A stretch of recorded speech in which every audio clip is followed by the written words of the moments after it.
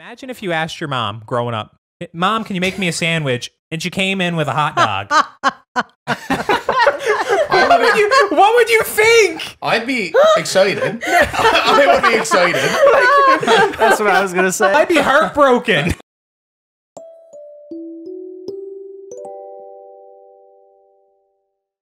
Welcome to your last podcast, the last podcast in the game, but the first you should listen to. I'm your host, Colton Simpson.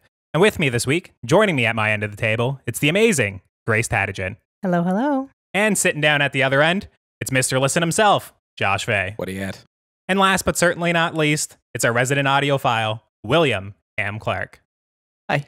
So what is your last podcast? We're a conversational podcast where each week we bring a topic of conversation to argue amongst ourselves and talk it out for your amusement. If you like that, be sure to subscribe to the podcast feed to make sure you never miss a new episode. And if you're watching on YouTube, leave a like, comment, and subscribe. And if you're feeling generous or have a couple of bucks to toss our way, you can always head on over to patreon.com/yourlastpodcast to support the show in a couple of other ways. So with all that out of the way, I guess I'm the one kicking things off this week. And it's a pretty simple topic. I'm a huge horror buff, as I think most people know. You know, I'm always in the theaters checking out new movies, but one of my favorite genres is the horror genre. So with us coming out and being the biggest debut for a horror movie of all time for an opening weekend that's not based on a pre-established property, I just thought it'd be a good time to discuss, are we living in the golden age of horror? Like currently within the last, 10, 12 years? Josh, what do you think? Okay, so personally myself, I am a huge fan of the paranormal genre of horror. And it's sort of debatable whether that's in the thriller category or in the horror category, but I think we kind of talked it out amongst ourselves, and it does more so fall into horror than it falls into thriller. Are you talking about like possession I'm movies talking or about possession ghost, or? movies, like, most people will reference The Exorcist for this, but for me, I would look at something like The Conjuring, for example, as a far more interesting paranormal movie, right? And with regard to that, I do think that, I don't think you could make that kind of movie back 40 years ago, 20 years ago, whatever, in the same fashion and make it as terrifying as what they can today. Don't get me wrong. I'm sure when The Exorcist came out, it, frightened the shit out of most people that went to the movie theater. But you compare that to some of the mild stuff that's coming out today, it doesn't even hold a candle to some of the things that I've seen in theater, right? And no, I just do think that horror is something that everyone can enjoy or have a very strong opinion about why they don't fucking want to go near a theater, right? You will get a reaction out of someone every time you bring up, like, listen, do you want to go see Us, for example? Yeah. Which we saw last night. So it's the type of thing where it's like, okay, you either want to go and you're excited, or you ain't going nowhere near the theater, and this is why. Because when I was 6, I watched Ghost Ship and was shit baked for a week and couldn't, go to sleep by myself. Yeah, so you get traumatized, right? Absolutely. Yeah, well, I believe yours was with Golem or something, right? From Oh, Lord of the yeah. Rings. Well, and I mean, that's not even horror, but that I was terrified. What is a horror movie that kind of prevented you from seeing other horror movies? Signs? Okay. I was... The garden party scene? Yeah, I was in grade 5. I was at my friend's house for a sleepover. This was back in and this is a story for another time, my magician phase. I'm pretty sure we were preparing for a magic show the next day. Anyways, that's a story for another time. My friend Taryn wanted to put on a horror movie, and I had never seen one before. I was pretty scared, but I figured why not watch it? We put on Signs, and it was the birthday party scene out in the garden, and I was getting too scared. And so I decided to look away, and I made a huge mistake, and I decided to look out the dark window, which was reflecting the TV screen.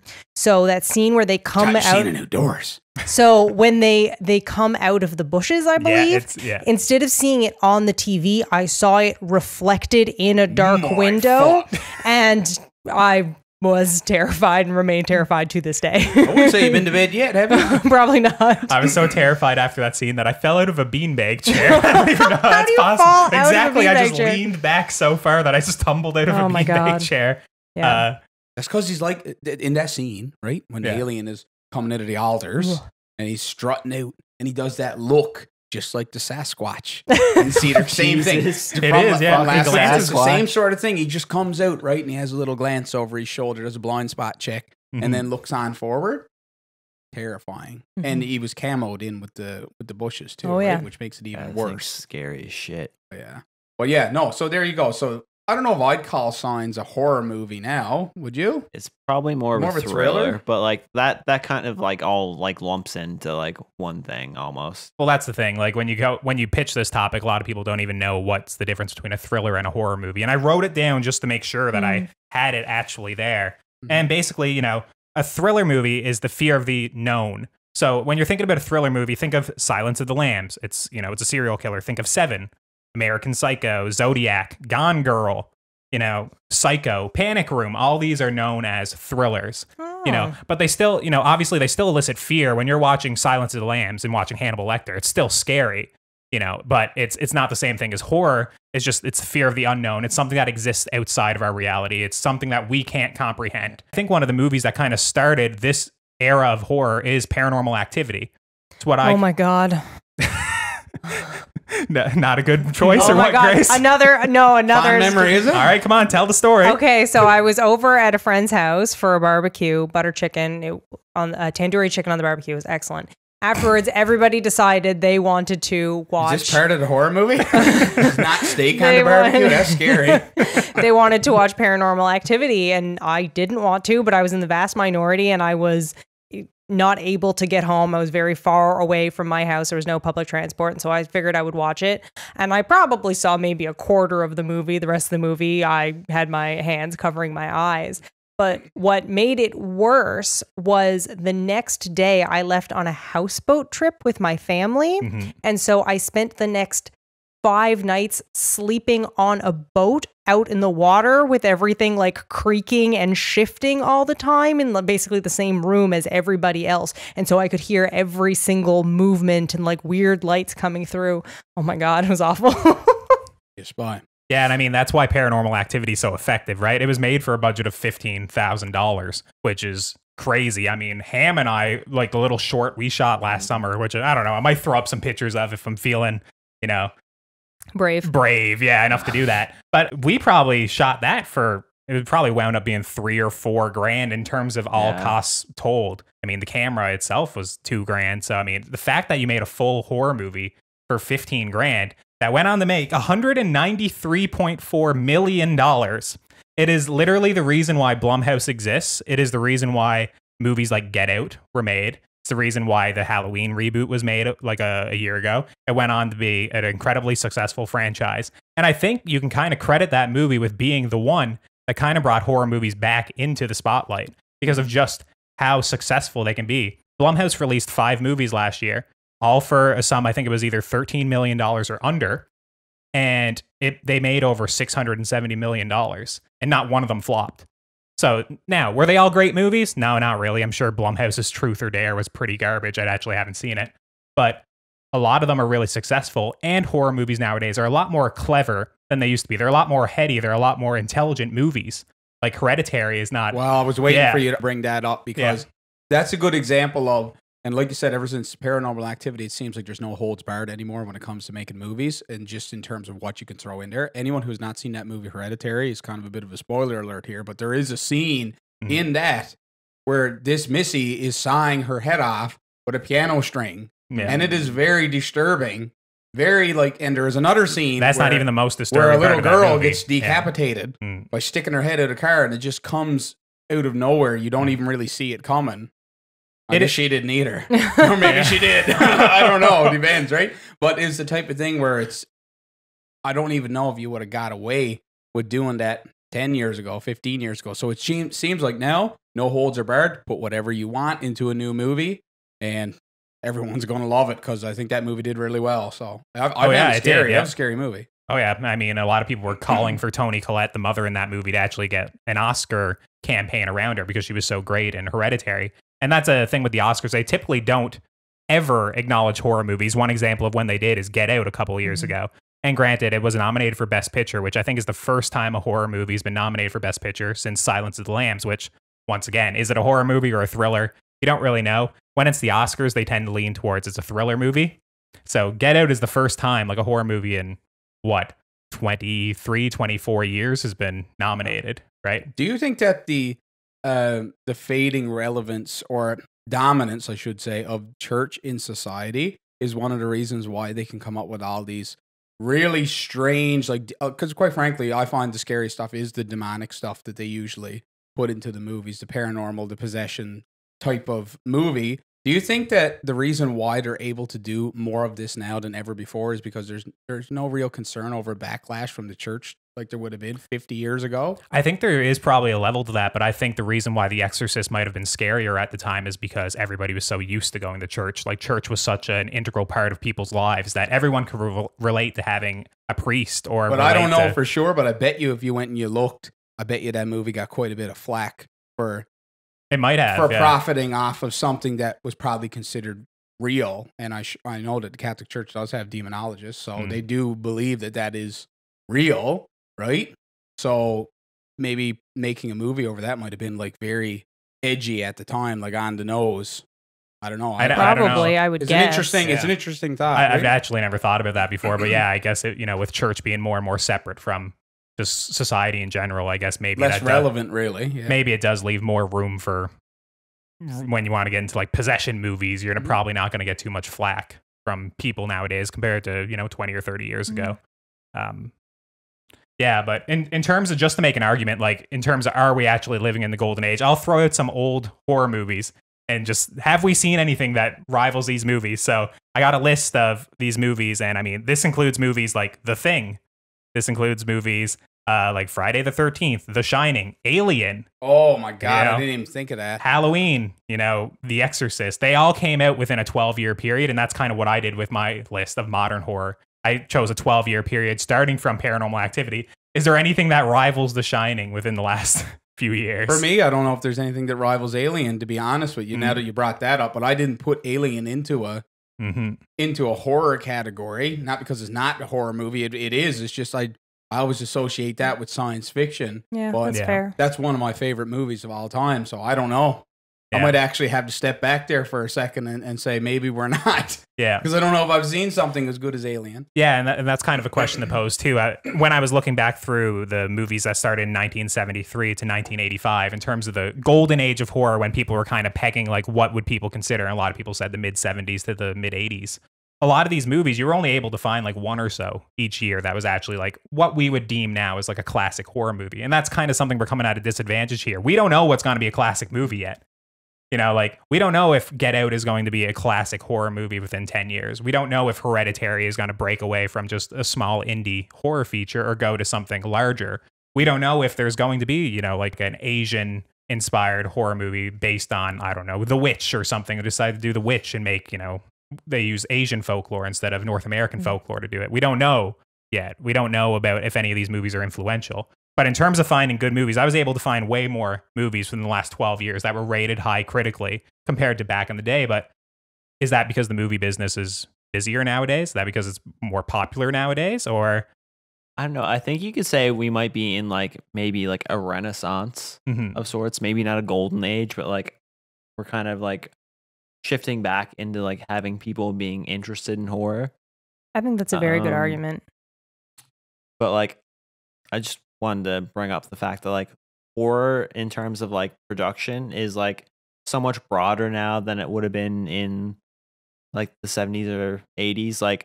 Low budget horror sucked for the most part. Yeah, during that era, you had the Evil Dead. Yeah, and which is there. Yeah, it's excellent. That's great.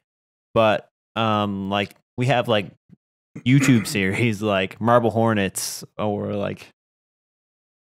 I think Babadook was an indie film. Oh yeah, right? Yeah. Babadook is low budget. I mean, that's I think the highest or rivals the highest rated horror movie in the last 12 years. Babadook from Australia, first time director, 98% on Rotten Tomatoes. So yeah, we have people doing things with less money and making great movies, and I think that says something to where we're at right now. Side note: do you think we're finally starting to shift out of the whole zombie obsession? Yes. I hope so. Finally. God. Yeah, the we were into vampires back in the double O's, and we finally got clear of those, the Twilight type of shining vampires. That started with like Blade and which was great way to start. It's too bad they couldn't have ended there, right? And that lady with we went from Blade to Edward shining in the moonlight. I don't know the hot vampire lady in the like black. Oh no, she was a player. Underworld. Yes. Okay. Yeah. That was a good one. Just because of Underworld Attack of the Lycans or something, whatever it was, right? It was a good one. The werewolves look dope as shit. Oh yes, in the first one, they always do. Hey, bye. Look sick. But that's getting a bit off topic. But do you think we're finally starting to get away from the zombie stuff? And what do you think is going to come next? What other mythological? Do you think we're going into the Sasquatch era? Do you think we're going to move into that? If I have anything to say about it, we'll move into the Sasquatch era. I think that's a really tricky question to answer because, and now I don't watch a lot of horror movies because I'm scared of everything. But anytime a movie comes out, you often ask me, do you think this is too scary or do you think we can watch it for movie night? Yeah. And usually the answer is, I think it's too scary. Like for us, I couldn't even make the whole way through the trailer. Mm-hmm. My knees started shaking. I'm like, I can't do this. You definitely could have watched that movie. I didn't even think that movie was scary at any point in time, really. Well, she never made it through the trailer. Yeah. So I don't know. I mean... But I think that I'm way more intrigued by these movies. You'll tell me about a movie and I'll say, that sounds really good, but I don't think I could watch it. So that's what makes me say, yes, we're definitely in a renaissance if we're not in a new golden age. Why? Can I ask why? What is it? What happens when you watch a scary movie? Does your mind race? Can you not? Oh, my mind races. My heart races. I can't sleep. I just get way too anxious. I'm just an anxious person in general. So I almost wish I had that reaction with horror movies because I just always look at it just like breaking it down. Like, oh, the beat of this scene. Like, oh, when is the jump scare coming? Yeah. Okay, well, how are the special effects? How's the shot composition? Obviously, if we're framed over this way, there's the creature or the ghost is probably on this side, right? My biggest regret is talking to you about this stuff because now it's... You see it coming. I used to be like legit up to 10 years ago. I watched a scary movie, I'd be like, oh man, that was a tangly ending on that one. I don't like that one, cover. Make sure I got the door closed tonight when I go to bed, right? But it's the type of thing now where I'm just waiting for it. I'm like, okay, that's the first beat. Yep, no, she's going to open the vanity once. It's not going to be there the second time. She's going to turn and go to look at the shower or something and then come back and it'll be there. Yeah. It's too predictable now, I find. He's got it ruined for me. It's understanding the morphology of it. And that's the thing with any kind of genre, anything. It's like how every single romantic comedy is the same. Yeah. It's like how every single sports movie is exactly the same. But I think the difference here with horror is they're kind of shifting away from this morphology that has always existed of step one is this, step two is that. It seems to be changing from the very little I know about it, which is why your follow-up question, Josh, of where is it going next is, I think, impossible to answer. And I hope where it's going is prestige horror, because when I was doing a little bit of research, how people always used to categorize horror movies are like junk food. They're empty calories. You watch, I don't know, you go watch a slasher from the 80s and it's a bunch of half-naked women getting stabbed or a bunch of cocky men drinking beers getting murdered. There's no point to it. It's just blood and gore. But nowadays, if you watch Hereditary, that is a movie that 40 minutes in after Charlie's death, it takes a very stark turn, and it's just like a movie about grief and about one woman's just like mentality like spiraling like further and further as she gets crazy, and you don't know if it's just her grief and her mental state taking a toll on her, or if there actually is something paranormal. When you're watching Babadook, that whole movie is just about depression. Like, you've seen Babadook, right, Ham? Yeah, I watched Babadook. Yeah, like it's the one with the single mother and the child. Yeah, that they get the book that keeps showing up. Yeah, that's a good movie. I watched that this summer. Yeah, but if you think about it like metaphorically, I think it centers around like his dad left or his dad died, and it's about his mother and the child like trying to come to grips with that. She got a miserable life. Yeah, yes. And or like The Witch. Like The Witch is a very slow burn movie that's set in like the 1800s, and it's period accurate. You don't go back and, when you're watching Friday the 13th, they don't care that much about how period accurate it is. Nowadays, there's so much love and craftsmanship put behind all these horror movies. And, they're done at a fraction of the budget, but the love is just there that I really hope that we're just going to keep shifting more towards Ari Aster, who did Hereditary, and, more towards Robert Eggers, those great movies rather than just trying to make Nightmare on Elm Street for the 12th time.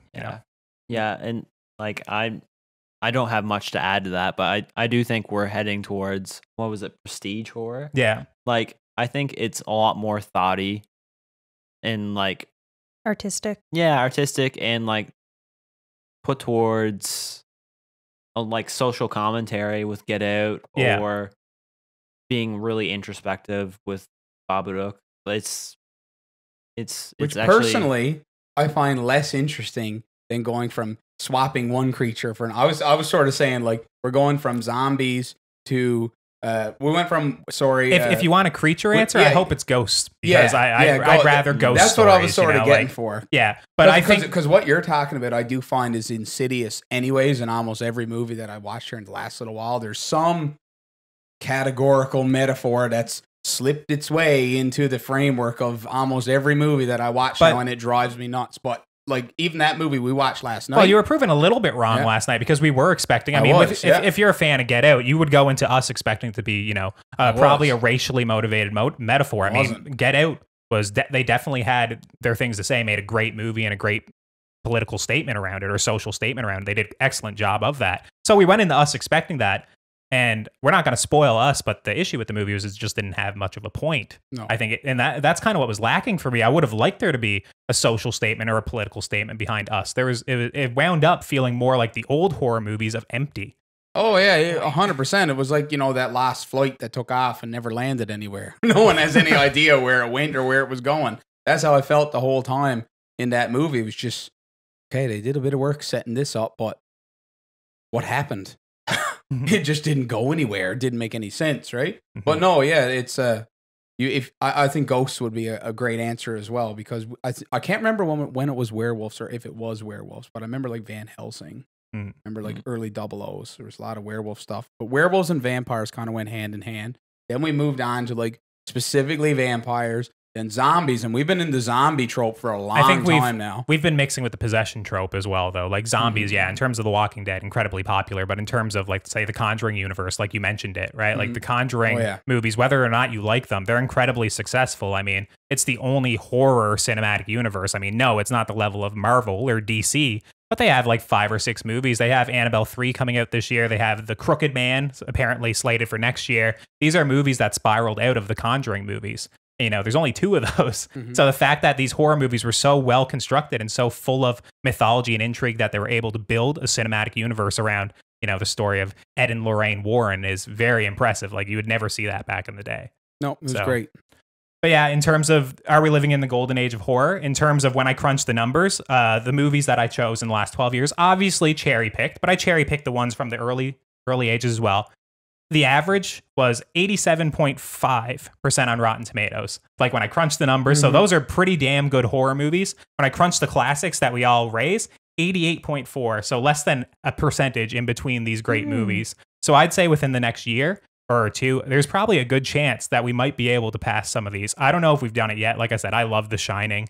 I don't know if something will beat it for me. I'd say my second favorite is The Thing, and that came out within the same, within a couple of years from each other. So I'm not sure if we can one up those, but I'm really hoping we'll make a good shot of beating it.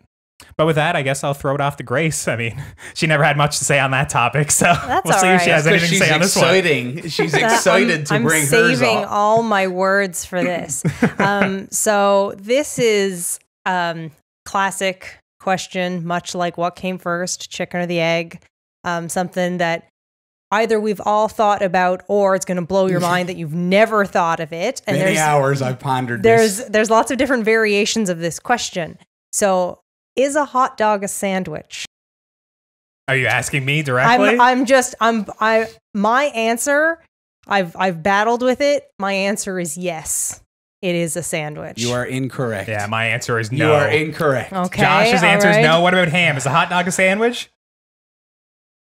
A hot dog is it's a roll, really. It's a roll. So a sub, is that a sandwich? Subway sandwich, yeah. A sub? Okay. I know where your argument is going here. You're going to make the argument a hot dog is a Subway. Is a burger or a lobster roll. Exactly. A lobster roll is a sandwich. Is a lobster roll See, this is why it's not a straightforward question. Is a burger a sandwich? I would argue yes. And I would argue, have you guys ever had, I don't know if they're actually called Philly bears. That's what my dad always called them. It's when you slice a sausage in half, like you butterfly the sausage. Oh, so whistle dogs. Okay, whistle dog. Apparently there are different names. Yeah, my dad used to make them back. Okay, my dad always called them Philly bears. I don't know why. It only recently occurred to me that maybe that's not what they're actually called. Philly bears. I don't know. It's when you slice the sausage down the middle and it's butterfly and then you have it on a bun. That's almost certainly a sandwich. So why is it that when you cut the hot dog in half, it becomes a sandwich, but not when it's just regular? Because it's all about the construction. Okay. Yeah, you got to draw the line somewhere, right? Well, that's the question. For me, the line that has to be drawn, okay, is that a sandwich has to be made out of like normally shaped bread. Normal shaped bread. And even if you're going to call something else that's not really a sandwich, you have to like add the word sandwich in to make it a sandwich. Like a sandwich. Submarine sandwich. Submarine sandwich. Like they have to throw the sandwich in there. Though. They have to throw it in there in order to like close the gap so people don't get confused. I don't know about that though, because like Subway is a sandwich shop. Absolutely. It is, yes. But like not everything that has bread on it is a sandwich. Like a burrito is not a sandwich, but is made out of the same stuff as what you make a loaf of bread. Wraps are technically sandwiches. It's no way. No, it's too. No, it's too wide. It's too wide of a topic. So you gotta draw the line. You need Yes. a piece of bread, something in the middle, and then another piece of bread. What about an open face sandwich? Yeah, Is that a sandwich? there we go. So it has sandwich. You're You're putting the disclaimer in sandwiches, front of the word sandwich and just calling it a sandwich. It'd be like putting on a sliced bread. Hold on, now listen to this one. But if I put a piece of bread on top of my truck and one underneath, is it a sandwich? It's a truck sandwich. No, it's No, exactly. So just because you call something a sandwich doesn't make it a sandwich. Exactly. But to argue that a burrito is a piece of flat bread that wraps around toppings. But it's not though, Ham. It's a But it burrito. It's a burrito. There's a specific word. If I say pita, why not just call it a sandwich? no, it's not. It is though. Why not just call it a Mexican sandwich? Why did we have to come up with a word for burrito? But you see my point? That's one of those examples where if you're going to call it a sandwich, you have to specifically add the word sandwich after whatever it really is to eliminate the confusion. It's like slapping like the sandwich label on something to make sure everyone knows. Okay, so you would say a Subway sandwich is a sandwich. Only because they call it a submarine sandwich. What about other, like a hero? A hero sandwich. But no one calls them a hero sandwich. I've never heard them called a hero. I've always heard them called a hero really? sandwich. Oh, okay. Even in the movies. I've never heard them called a hero sandwich. Okay, so that... Yeah, so see what I'm saying? Like, I get your point. I get you're trying to haul the carpet from out under me, but I've always heard hero sandwich called the hero sandwich. Now, if you took the hot dog and you took the bun and you sliced the bun all the way down, so it wasn't like just cracked open. You unhinged it all the way, and then you put the hot dog in the middle, put a piece of the bun on top and a piece of bun on bottom. Okay. Would you now think of that as a sandwich? Let me tell you when a hot dog is a sandwich. When you grow up poor and you don't have any hot dog buns and you use pieces of Wonder Bread. Oh, yes! That's a hot dog fucking sandwich. That's when a hot dog is a 100%, sandwich. yeah. When you take, and even when you're real poor and you take one piece of bread and put it on there and wrap it around like a hot dog burrito, right? Yeah. The end piece So, of bread. so a hot dog burrito is a sandwich? Is that what you're saying? Only if you use one piece of bread. If you ran out and you only got the heel and you got to wrap it around, yeah, it'd be almost like a hot dog wrap. But you know what I'm talking about. Yeah, I know what you're talking about. I used to do it all the So time. a hot dog wrap, also known as a hot dog burrito, Poor man's is a hot dog, sandwich. yes. But a hot dog on its own is not a sandwich, nor is a burrito a sandwich. Because and It's they in the don't want you to presentation. call it a sandwich. And they the- don't because they put hot dog bun right on the plastic bag. Yeah, why isn't What it just about- sandwich bread? What Yeah, about exactly. croissant sandwiches? Crescents. Or bagel sandwiches? We're getting Yeah. into, we're getting But into you're still territory. adding the word sandwich after all those things to eliminate the confusion of just meat in a croissant. All right. Is the double down a sandwich? The Kentucky Fried Dog. Yeah, because you double put a chicken there and chicken there, and they call it a sandwich. You just took 2 pieces of breaded chicken, deep fried, and made put bacon it's in the not. middle. That's not a sandwich. They can call it the It's double excellent. down sandwich We all they draw the want. line It is not a there. sandwich. It's excellent, but it's not a sandwich. No. That Okay, is so You officially- cannot just wedge anything between anything. No, Just be that's that's a right. sandwich. That's right. But all the things I mentioned were bread. Yeah, but you had to describe them as a burrito sandwich or a pita sandwich. Like you're adding the word sandwich in order to like bring it back to like, oh, this is actually a sandwich. It's like saying Tyrannosaurus dinosaur. To make sure nobody knows that Tyrannosaurus might be something other than a dinosaur. You know what I'm saying? I get what you're saying, but like, we're just getting more specific. Okay. So give me an example then of something that. So if I were, so usually when it gets to this point, I ask open face sandwich. So you've got one piece of bread, and then you have whatever toppings would ordinarily, sandwich, right? Yeah. Okay, so yeah, hot turkey sandwich. However, so what a hot turkey sandwich is made up of is some form of bread, some form of sauce, some form of meat. How is that different from a pizza? Because it's a loaf, because it's a loaf of bread. It's a slice of a loaf of bread. We're not making a hot turkey wrap. You know what I mean? We're not. Also, no melted cheese on it. Changes it. If you put melted, so you're saying no. But she was saying, how is it different from a pizza? And what you said was bread, sauce, and meat. Well, you could put cheese on top of it. Pizza has cheese on top of it. Yeah, right? That's a pretty important part of a pizza. I've had open face sandwiches that have cheese on them. I certainly haven't, but the hot turkey sandwich does not have cheese on it. Is what I'm saying. You know, like you're not having mozzarella cheese on it. I get what she's saying in a sense. I don't agree with it. Yeah. I think what she's saying. I think what she's saying is like pizza dough. Maybe if you just use pizza dough, you're trying to suck me into the abyss. I know what she's trying to tear us apart. Is what she's trying. If you buy that pre-made pizza crap, you know what I mean? It's not even the dough. Craft, not crap. No, I said it right. So, it's pre-baked already. So you've got your bread, and you put your sauce, you put your pepperoni or your mushrooms or whatever it is you're going to put on it, and you put your cheese and you heat it up. How is that different from a hot sandwich that's heated up without another piece of bread on top? Because the quantifier for sandwich, in my opinion, has to be sandwich bread, which is made out of a loaf of bread and says right on the bag in the store, sandwich bread, right? So what about making a sandwich on a baguette? If you call it a baguette sandwich, then yeah, I would say, okay, it's a baguette sandwich. The thing is everyone, when you say a sandwich, you picture something in your head. And I think most of us probably picture like a PB&J, white bread, peanut butter jelly, another top. Yeah. When you start stretching from that, you need to keep at Smith subs. No. Yes. No. Yes. We have to add the qualifier sandwich after it. That's what I'm saying. In order for it to be like, yo, you know what we're talking about. We're sandwiching two things together. That's why that's why it's there.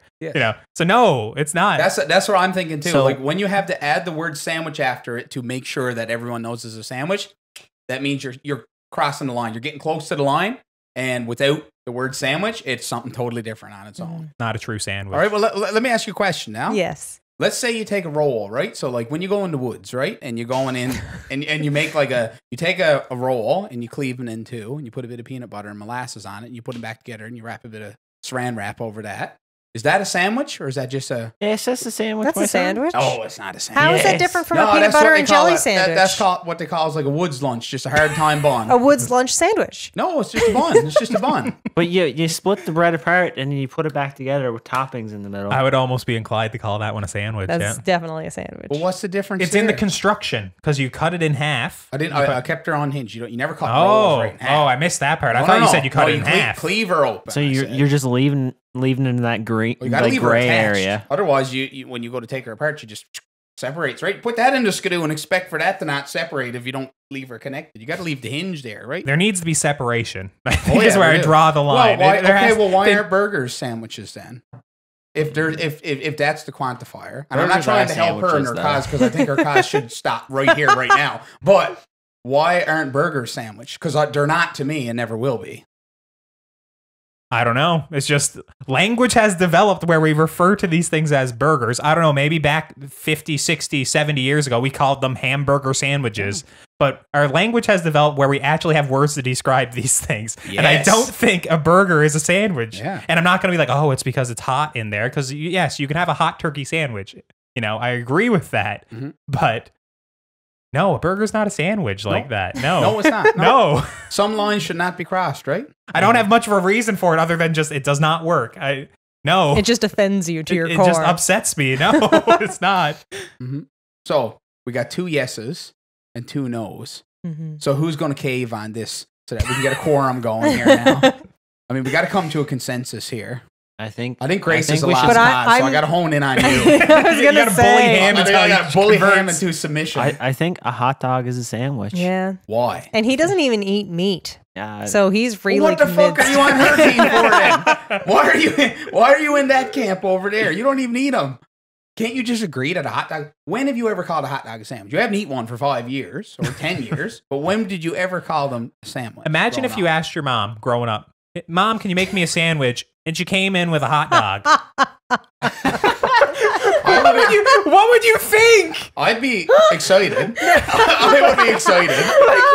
That's what I was going to say. I would be excited, personally. I would not be if Mom came in with one hot dog. Said, oh, here's your sandwich. Oh, my son, if I was expecting a Black Forest and Miracle Whip sandwich as per normal, or a bologna and mustard sandwich, and a fucking hot dog came in on a plate, I'd be overjoyed. Well, I'd be heartbroken. That's terrible. But wait, bologna is basically just a big hot dog. It is. Okay. It's hot dog loaf. What about if you take 2 pieces of bologna and put some filler in between? Yeah, a slice of cheese together? in it. Is that a bologna sandwich? It's No. garbage is what No. it is. Exactly. But is it a sandwich? I'm inclined to say no because there's no carbs there. I mean, she's right, but In bologna? no. No, like there's no like bread products. But I thought that the quantifier. So bread still has to apply, correct? Bread products, all right. I believe. So to break everyone down here, how do you feel about people making sandwiches with like packets of ramen and shit like that as buns? Nobody Like does they put that. That's on the ramen internet. in between bread? What are you talking about? They take hard ramen before you cook it and put one puck Like on the Mr. bottom, Noodles? one puck on top. No. They cook it and then they put an egg mixture in it and congeal it so that makes 2 Why? disgusting noodle buns. I don't know. I don't eat this shit. Like, I wouldn't call if you took lettuce, you're on a diet. Yeah, you that's took what I lettuce. was going to ask. I would like, not call that a sandwich. Like, you take lettuce, I take a lettuce, piece of lettuce, piece of turkey, piece of lettuce again. I wouldn't call that a sandwich. That's just Yeah, sad. Is what it is. Yeah. Like lettuce wraps is No. basically you're saying. Yeah, because you're describing it's a lettuce wrap. It's not a sandwich. You're not calling it a lettuce wrap sandwich. That sounds stupid. But that's how you'd have to do it if you wanted people to Yes. think it's a sandwich. Yeah. This is what getting back to my point. Yeah. Every time you got to justify it by calling it a sandwich on purpose, It's not. it's not. You're forcing a square peg in a round hole. Can we at least Have I convinced you yet? Can we at least admit that like burritos are like a cousin to Okay. sandwiches? I agree completely, Ham. A cousin? Okay. All right, yeah, Okay. sure. Sure. I'd say If- it's a little closer than a cousin. They're Kissing cousins. They're kissing cousins. Poor burritos getting a bad rap on our show. Definitely not pizza. Pizza is not a sandwich. I'm just playing devil's What's advocate. the don't here. air then? Garbage. My son, don't air is Don't God's air. gift to man. That's what that is. That's a good. It's not a sandwich. I agree. But anyway, so we've been chatting about this for a while. I'm glad you all agree with me. Ham, what's your topic? Is it quite as controversial as hot dogs and sandwiches? No, I don't think so. My one's kind of a snoozer this week, but I just wanted to get your guys' take on post-secondary right now at like current year 2019. Do you think you need it? Because we're coming up in an era where people are like finding non-traditional forms of revenue. People are becoming influencers, YouTubers.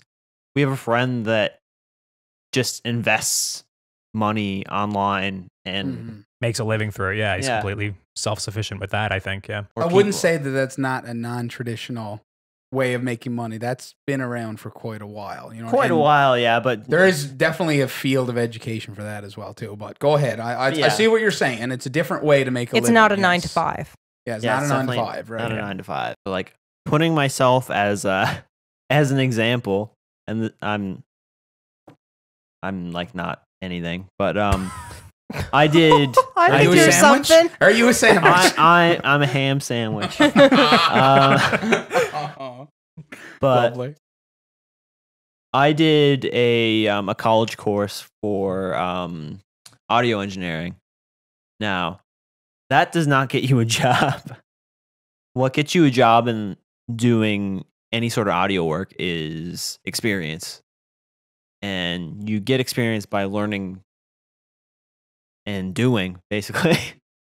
So in terms of like arts, I think post-secondary is nice, but it's not required, I don't think. Like even being a writer, like you don't need, technically you don't need past high school to be a writer.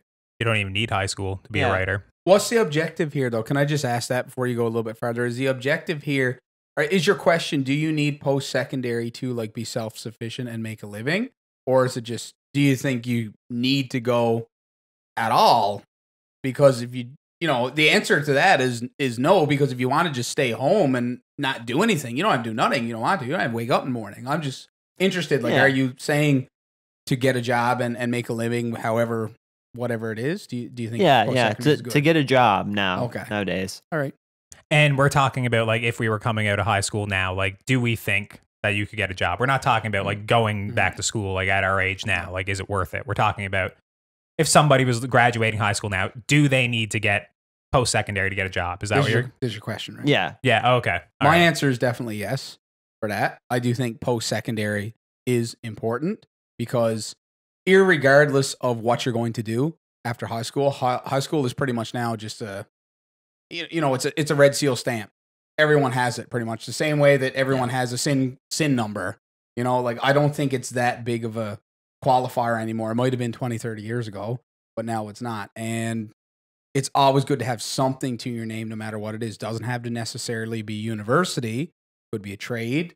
Could be, I don't know, some sort of internship somewhere that gives you some sort of certificate that is tangible. But we live in a society where merit is directly rewarded with how high your education is, and it's used as a grounds to screen out potential applicants. That's the first thing they do. Very first thing they do if you apply on anything is they go, okay, what's his or her level of education? Okay, they have this. So automatically, in a perfect world, everyone who does not have this is thus far eliminated because we have at least one candidate that has this level of education. Mm-hmm. In a perfect world. Not saying that's the way it goes. Networking plays a big part too. But. Yeah. And that's kind of what I was getting at. Because I think now I'm gonna be straight up here. I think for me, I think people should go to school. That's just how I feel about it. College, university, what type of school are you butting? Just anything or college or university is fine. Okay. If it's a good school, I'll leave it at that. But no, and I'm just saying that just because for me, having a spot to like link up with other people that were like even just interested in the same thing, that was just useful for me. Mm-hmm. Like you learn a lot by talking to people that are interested in the same thing as you, and like that even applies to like sciences. Sure. So I would argue that it's still necessary, and I think it might be even more necessary than it used to be because our generation was told, or at least I'm not sure about Grace, but I know for sure like people in Goose so much older. No. The generation above you. I'm talking about back in the 50s. My gray hair is showing. I can talk about our parents in the way like all of my friends in Goose Bay were told. We were told to go to school. Specifically, I think most of us were told, well, go to university and you'll get a good paying job out of it. Now. It seems like everybody was told that because our generation of millennials, they all went to school. They all pretty much got their university degrees or their college diplomas, and a lot of them wound up with no work. Yep. So, or in fields that aren't even applicable. Don't correlate. Yeah. So what happens then is more people are going to look for non-traditional forms of work, like what Ham said. Social media influencers, YouTubers, podcasters, whatever, in order to try and make a living. And through doing that, it's going to get more and more competitive. So I think you still need to go to school in order to have something attached to your name because you can't just rely on, well, I'm not going to finish, I'm not going to go and get an English degree. I'm just going to put myself into writing for 5 years because there's a bunch of people that are already doing that. Those sorts of arts are getting more and more crowded, I think, and more competitive. So I think you do need to go to school, even if you're going to switch to non-traditional forms of employment. Mm-hmm. Well, let's look at the backbone of society, the working class society. If you do not get a red seal in a trade or even apprentice in a trade, you cannot be an electrician. We will always need electricians until we come up with some sort of alternative power source. We will always need builders, right? We'll need carpenters. We'll need, engineers. I know that's a white collar field, but engineer techs. We'll need, oilmen out there in Alberta sucking the wells dry, right? We need tradespeople. And most of these things you have to go to school for in order to learn how to do it. And I'm not saying that you learn that while you're in school, because based on some of the things I've seen at some of the colleges, I think most of the learning is just pushed through the system until you actually get out of there. Yeah. But you just need that minimum requirement to even just go and punch your day card and even get a job in the first place. They won't even look at you. I could never apply for an electrical job because I don't have any education in electrical field whatsoever, right? So, and you don't have experience. Yeah, and I don't have experience. But even if I had experience, I would be automatically disqualified from applying for that job because I do not have the trade, right? I don't have the certificate, the almighty piece of paper, right? Mm-hmm. And that's basically, and I'm not saying that's right, because back in the day, my grandfather whacked together half a dozen houses, never went to school, past grade 6 as far as I know. And, he was probably better at it than most people whacking these things together today. But today you can't get into it without the certificate. They made it that way. I don't even believe that trade is a guaranteed way of source of income anymore, because I think it's boom or bust. Well, that's what I'm saying. I think we had just a rush here within the last couple of years of people pivoting even to go to trades. You will if you follow the work. If you're willing to follow the work, then you will always have work, because there will always be houses built somewhere. It's just how far are you willing to go? My brother was up working in Nunavut a little while ago. Exactly. Yeah. Most of the time you see the boys here on the 1042 club, right? Hoagie. It's because they're not willing to leave the islands. Not saying that that's a bad thing. It's just, if you're going to stay, you sort of got to look around and go, okay, what's booming here? What's happening? And do I want to get involved in that? If you're working in a trade, from what I've seen, right? I got a buddy right now, and I'm sure he doesn't mind being named whatsoever. Like, Richard did millwright. Couldn't get no work at it. So what did he do? He said, what's happening a lot in St. John's? Refrigeration. Okay, I'll go back and do that. That's a shout out to you there, Richard. Happy birthday. So anyways, but you know what I mean? It's a way of looking at it and saying, I don't really want to leave. So what's going on? I'm going into that field. Can't get into it, though, if you don't have the certificate. So back to school he went. Yeah, absolutely. And I'm a big proponent for education. I love school. I've applied to go back and do my master's. Hopefully I will get in. I taught at a college. I currently work at a university. I love school. I think that what you get from school and why post-secondary is so important, more than anything, is it teaches or attempts to teach responsibility. And up until the end of high school, I'm going to say most people were given a pass. You don't have to hand in your paper, stuff like that. And arguably, there's a lot of people who say that people are still too coddled in university, but there will be less slack. Definitely. It teaches you responsibility. It gives you more networking opportunities. I know a lot of people who are coming out of their degrees, and it doesn't really matter what they learned in their degrees. It depends. Really, it's the people who they have met along the way who will act as references for them that will get them jobs later. It's the internships, the experience, as you were mentioning, Ham, that will get them the job at a later date.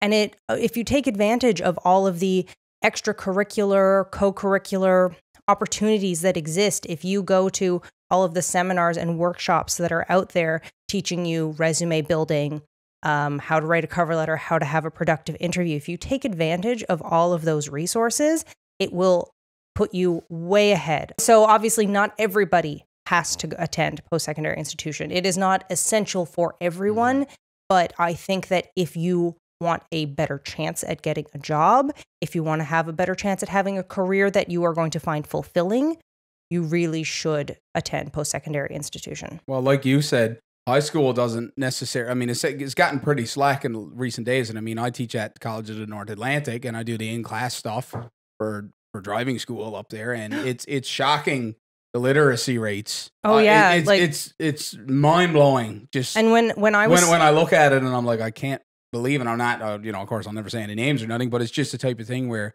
wow, I forgot that in this day and age, people can be this old and not realize how to spell and how to write correctly and how to really read, for lack of a better way of putting it, kind of tiptoeing around there. But some people just can't Well, when I was teaching at the college, I basically said when I was going in, I am not going to treat these students any differently than a university student. I said these are, capable people who have chosen vocational fields as opposed to academic fields. And I will not go in there with a snobbish attitude saying that they are any less intelligent.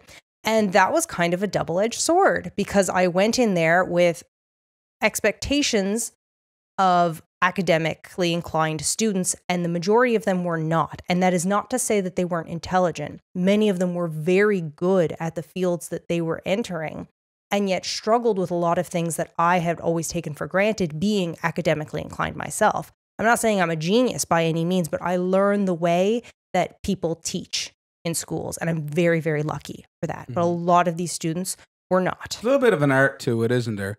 Like going to the university.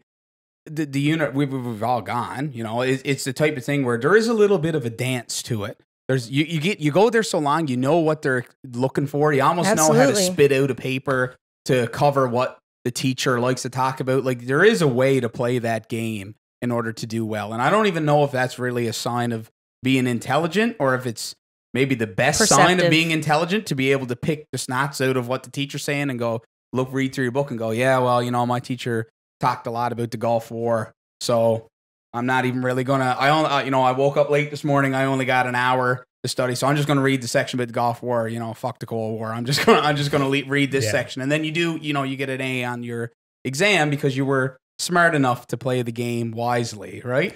And that's why I don't know when Grace said it teaches you responsibility. I wasn't sure if I agreed because I think in terms of high school they were a lot harder, at least on us, in terms of attending class, in terms of actually doing your work and getting it on time. Where in university, for us, they were. Yes. They just don't care. Like I don't think I've ever really got discriminated against in university for never attending class. I guess what I'd say is it almost teaches more so accountability because if nobody else is going to do it. Okay, accountability is probably a better word than responsibility. Yeah, because it's just when you go to university, I just think they don't care. Like you go or you don't. Like the professor is not going to lose over any sleep unless you're one folklore prof I had. If you don't attend their class, so. That's probably something more so I learned in university was, I can't just coast by anymore. I actually do have to be accountable for my work and actually put in the work to actually get grades. And that's why, with the first year, so many people slip, I think. You come out and a lot of us, if you're going to university, you're probably got pretty decent grades in high school. And when you show up and you're among a bunch of other people with decent grades, you have to put in the extra amount of work to maintain those grades. I think a lot of us... Or to shine, yeah, for sure. What do you think, Cam? What's a field that... So do you think that you talked a little bit about the art stuff? Three of us specialize in arts fields in university. That's what our degrees are in. So do you think that with regard to certain professions that you don't need that, or that you could just... Because I'd be inclined to agree with you for writing for sure, but I have a lack of stuff to draw on for that. Yeah. So what else do you think you could get away with without the degree? Music for sure. Okay, writing. I'd agree with that one. Any visual arts, especially in the digital age we're in now. I think the argument that you're making is anything where you can be self-employed. Yeah, really. Basically anything you can be self-employed in. I think anything you can freelancing. Get away with not going to post-secondary, but I don't think it's a good idea just because school offers you so much more than just learning something.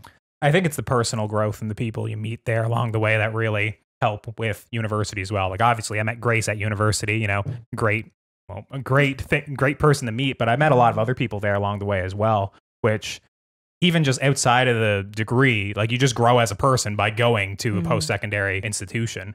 So that's also, it's a very good way of getting you out of your hometown and your comfort zone if you come from away. That's a whole other topic should you move away? And I think absolutely. And it's the type of thing where by and large, and I'll say this very conservatively because Muskrat Falls sort of threw a frig into my example for this one. Some of the boys that didn't graduate high school were making $80 an hour doing absolutely nothing over there. But anyways, conservatively, I will say that by and large, whether it's personal growth or just pure education, those that leave home tend to lead more successful lives because they're willing to take little risks like that in the beginning of leaving, take a chance, go somewhere else, blah, blah, blah, right? those people that take risks generally tend to be more successful. I think there's enough evidence to support that. What do you think? Got that one covered? I think we got that one covered. Okay, all right. So let's pivot away from that now. All right, let's go into hell. Josh's been sitting there on the edge of a seat. Can't wait. I can't wait to cause some drama here now. So here's the question.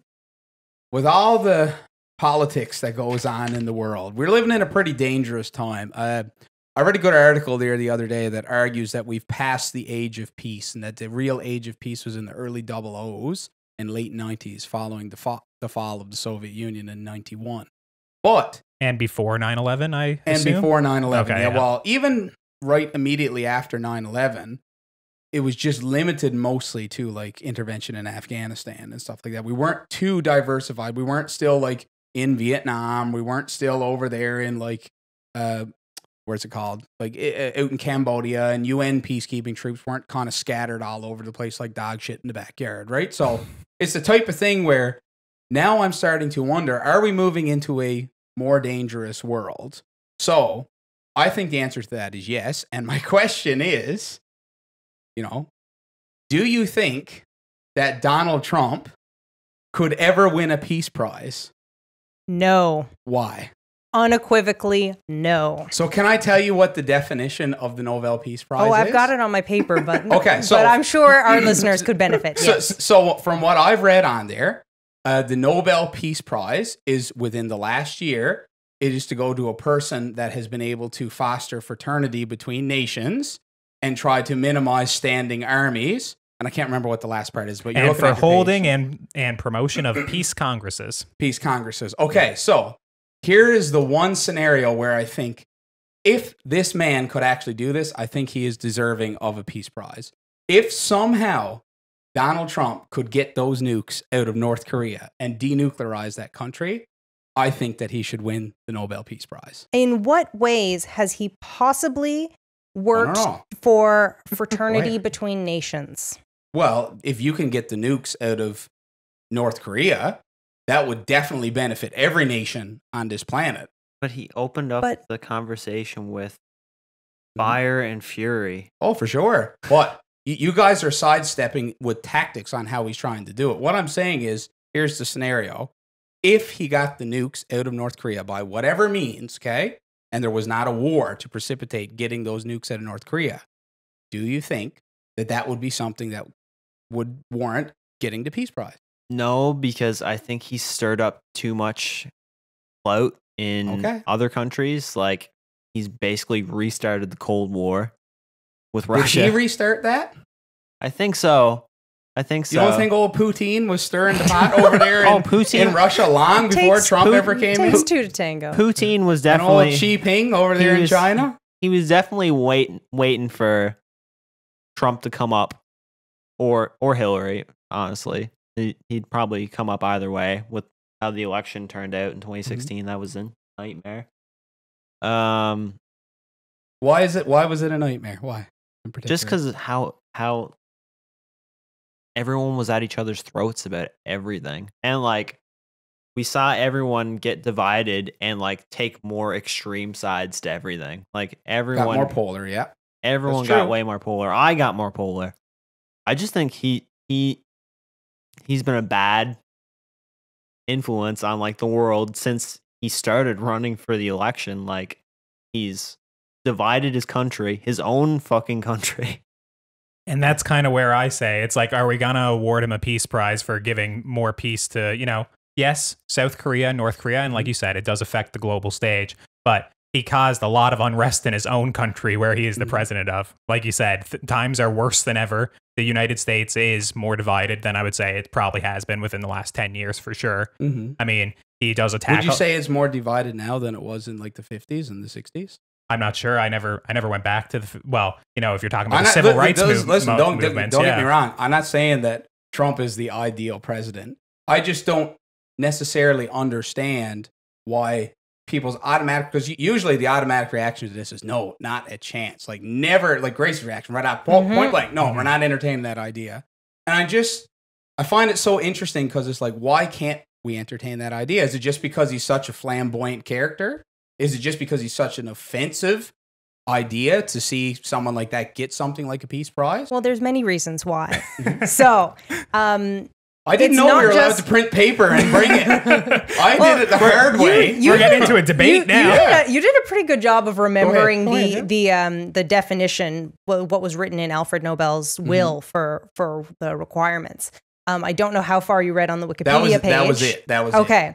Because Alfred Nobel's will further specified that the prize would be awarded by a committee of 5 people chosen by the Norwegian government. And so I did know that. So I decided to look into Norway's general opinion of Trump. Yep. I'm saying if there are 5 people designated by the government to decide whether this man, let's say he gets nominated, hypothetically, he has been nominated. He bullies someone or blackmails someone. It was the Prime Minister of Japan. Yeah. So, and now mind you, nominations are kept secret. Not for Trump, though. So he probably went around and told everybody. He tweeted it that they had a very nice 5-page letter that the Japanese Prime Minister, put in for him. But nobody from the Nobel Peace Prize Committee should confirm this. For 50 years after the nomination. Exactly. Yeah.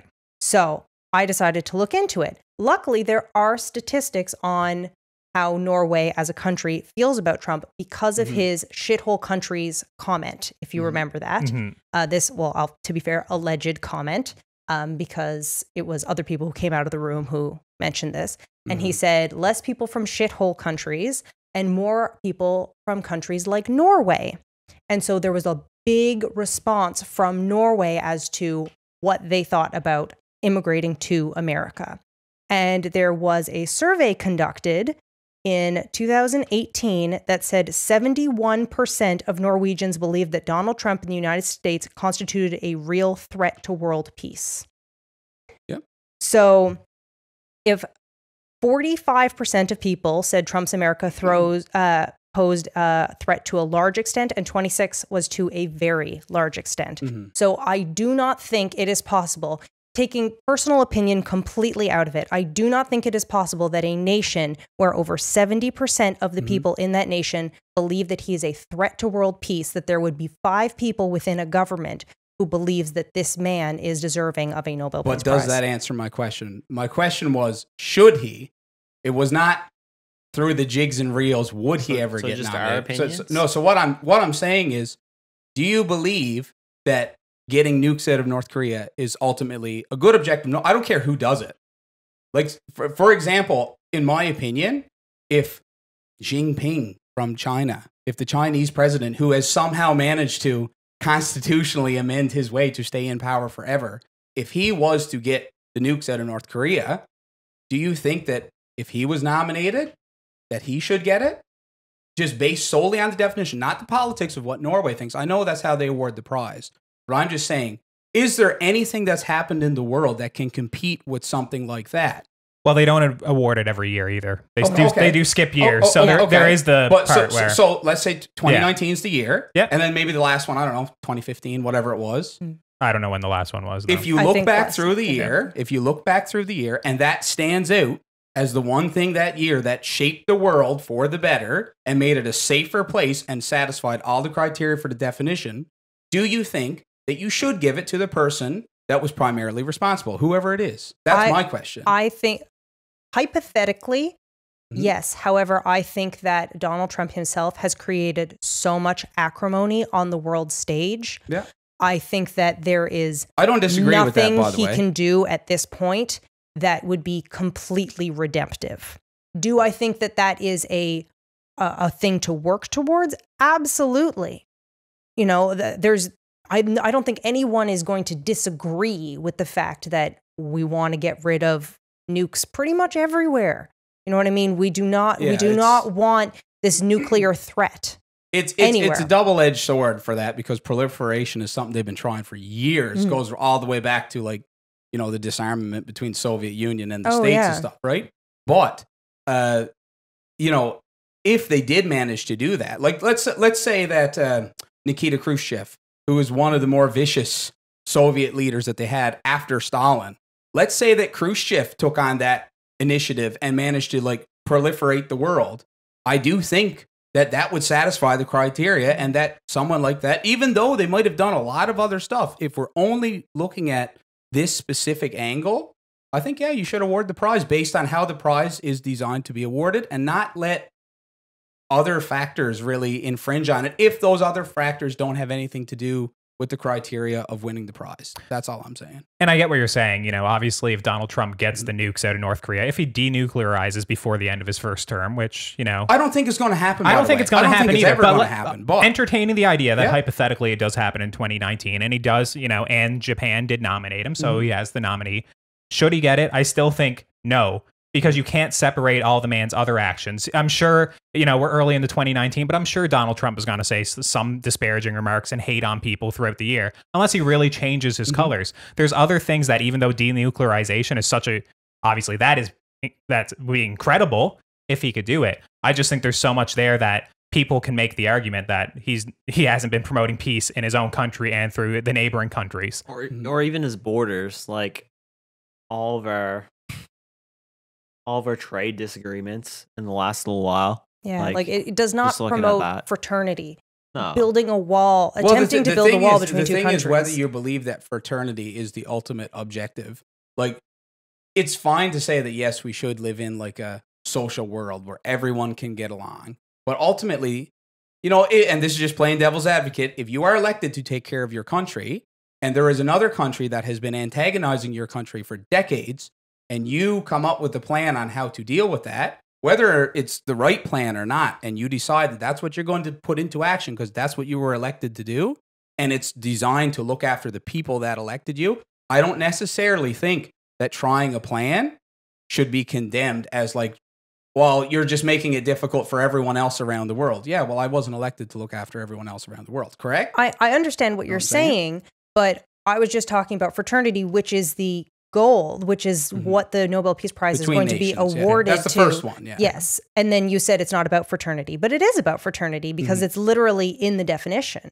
Yes. Yes, it is. I get what you're saying, but my point is like, if we're talking about getting the nukes out of North Korea would do more good to fraternize all nations together, just make the world a safer place in general. I don't think that if you wanted to then say, well, yes, he has done that, but he has antagonized China to the point where now like relations are getting very hostile, and he's antagonized Russia to the point where it's getting very... Well, you can make the argument for that, but what I'm saying is like, if there is more good to outweigh the bad, I do still think that you should take that into consideration. For my thought on it is not even about antagonizing China or anybody else. It's antagonizing his own people, like the actual American politics, like the government lockout. You know, when he did that for like whatever it is, let's say 100 days. I can't remember how long it actually was, and then used his veto power to build the wall anyways. Okay, but that was not Trump that did the government shutdown. No, but if he was going to veto anyways, he should have vetoed right away. Yeah, he should have called an emergency. If that's how it works, and I do not know how it works. And I don't know either. He did threaten in December that he was going to veto it, and then he did it anyways in, let's say, February. I don't know when he did it. But he has harmed his own people, which that doesn't promote peace. He's, he's been very outspoken against certain minority groups. He's a very, he's just a figure that a lot of people don't like. I'm trying to take personal biases and just my personal aggravation with the guy since he's been hired in. I do believe if it was like Josh Vey brought about peace, got denuclearized North Korea, I think you could have a good argument that Josh Vey should get the Nobel Peace Prize. It's just, but it's really hard to separate that one action from the series of other bad actions that the guy has done. And I don't even hate on Trump as much as most people because I'm not an American citizen. So I try and avoid it because he just irritates me. But I think he's kind of outdid with any goodwill that he could have in getting that. I don't know. That's a good way of putting it. Goodwill. Yeah. He's run out of it globally. Listen, when he got elected, I wasn't like everybody else. I wasn't like outraged. I wasn't on Twitter complaining. I know a lot of people were because I honestly believe that the man was a businessman. We had a laugh. We did have a laugh, and he built like $1 billion companies. I wasn't shocked when he got in. No. Listen, I thought he was going to be able to put people that he was going to run the government like a business. He's a businessman. He's also a reality star and all that. But I thought he would be able to build something great. I didn't want to just automatically say, no, this guy's terrible. Yep. Now, he kind of wound up being, I wouldn't say absolutely terrible, but he's not great. In terms of Obama, he's far worse. And I almost think the only reason he wants a Peace Prize is because Obama got one. Yeah. And honestly, I don't think Obama completely deserve that, but I think that's probably, you know, and I'm not even taking Trump's ambitions into account with this. Yeah. I just thought it was, when I read that, I thought it was such an interesting topic to like, how could you justify Donald Trump getting a Peace Prize? And I do think there is a justification for it. Obviously, you guys don't, because you think that there are so many other contributing factors that outweigh something like that. But to me, I think that those are almost like luxuries at this point. Like, it's a luxury to be able to foster a good environment in Los Angeles between different minorities, as long as Los Angeles doesn't get blown off the face of the earth by Kim Jong-un. You know what I mean? And I do think that there is a greater danger of that happening now than ever before. And, well, if you want to go with just blowing like Los Angeles off the face of the map, some of his comments have kind of also inspired fear in the American people. You know, in an effort to try and denuclearize, you know, when Kim Jong-un says, well, I have a button I can press, and he says, oh, I have a bigger button. Bigger button. No, that's foolish. Yes. You know, and it is just foolish. And it winds up being, you are inspiring fear in your own people. Now, like, I get what you're saying. If he actually denuclearizes, that is a huge accomplishment, and kind of who cares how he got it there? I know what you're saying. It's just, I think it's very hard to separate all the man's other actions from, and actually be like, I'm willing to award it. I mean, Gandhi was nominated 6 times for Nobel Peace Prize and didn't win. Yeah. So it's very hard for me to say. And I don't even know, you know, forgive my ignorance, but I don't even know what Gandhi's role was to play aside from getting India away from Britain. I don't know exactly how he did I'm pretty ignorant on it as well, but when I was Googling, it sounds like a good little rebuttal one-liner, but I don't know how he did that. So do you know how he did that? I didn't know. Okay, I looked at it. He was nominated 6 times, and it's a huge controversy that apparently. And then the year he died, it was not awarded to anyone because they basically went, oops. Like, I don't think anyone can make the argument that Trump as a person, you know, because keep in mind, like, these are laureates, these are individuals who are winning this, or organizations. As a person, he can win this. I would even feel better if the man didn't just want so badly to win the Peace Prize. That takes away from it itself. That's why, like, to me, that's why I try to separate the ambition from it, because I think it is stupid to go to another world leader and say, listen, when you get a chance, strong arm him into giving you a nomination. Bring me up, right? Like, that's, you should almost be brought up without even having to ask. Yeah, right? Let's say if Donald Trump denuclearized, he wasn't up there on Twitter saying like how much he should win the Peace Prize, and you know that the Japan's prime minister wrote him a very beautiful letter and all this stuff. If he just actually denuclearized, kept his mouth shut, and let's say he didn't get elected for a second term, and they decided, like, listen, he actually denuclearized, you know, he's no longer the president, let's try. Proliferated, you know, I would almost be like, okay, I would be a little bit more inclined to give it to him, but just the fact that he's also just been trying to campaign for it, when if you go and look at Barack Obama, one of the first things he said is like, I didn't even expect to be nominated, and I don't even know if I should get it. And this is sort of where we differed on this, because you're taking it from more of a should he get it, whereas I sort of looked at it more as a could he get it. And that's sort of where we've divulged in this conversation is you guys are focusing more on should. Well, and I'm looking more at like, could it happen? Well, that's why I had the, you know, how the, you know, who is in charge of. And don't get me wrong, it's kind of a ironic thing, because Alfred Nobel was famous for creating dynamite. So why is there a Peace Prize? You know what I mean? Like, it's kind of an ironic thing as it is. So yeah, that's interesting. At least we got to have a little bit more of a divisive topic, which was my goal for that anyway. So that worked out pretty good. I mean, it wasn't quite as divisive as hot dogs and sandwiches. Maybe if Donald Trump put a sandwich in between, a piece of bread on top of Kim Jong-un and then another one underneath, maybe then he could get the Peace Prize. I don't know. I would not be shocked if he shared something like that on Twitter. But anyways, we're at your last podcast. I've been Colton. And I'm Mr. Listen. I'm Grace. And we'll be back with a new episode next week and every week until our last. So thanks for watching. Thank you. See you later. Bye. I should have said, and I'm Donald Trump. I should have said that. I missed a good opportunity there.